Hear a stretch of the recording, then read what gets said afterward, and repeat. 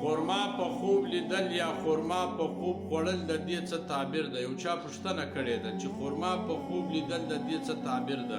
حضرت ابن سیرین رحمت الله علیه فرمایي خورما په خوب کې مال ده، او که چا په خوب کې خورما خوړله او دا کس عالم و نو الله به د علم زیات کې په علم کې به زیاتوب راولي، او که چیرې سوداګر و تاجر و د په خوب کې خورما خوړله الله به د په مال کې برکت او زیاتوب راولي. حضرت ابراهیم کرمانی رحمت الله علیه فرمایي وای که چیرې د سره تازه خورما و د په خوب ولیدی نو دی به مال و دولت په سختی سره حاصل کی.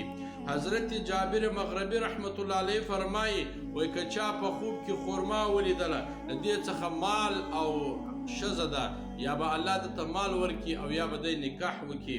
حضرت جعفر صادق رحمت الله علیه فرمایي وای خورما په خوب کې لیدل دا د سخي و مالو طرف ته اشاره ده، او وچه خورما لیدل دا د مال حلالو طرف ته اشاره ده، او تازه خورما په خوب کې لیدل دا د مال حلال او د نیک زوی طرف ته اشاره ده. الله به نیک زوی ورکي.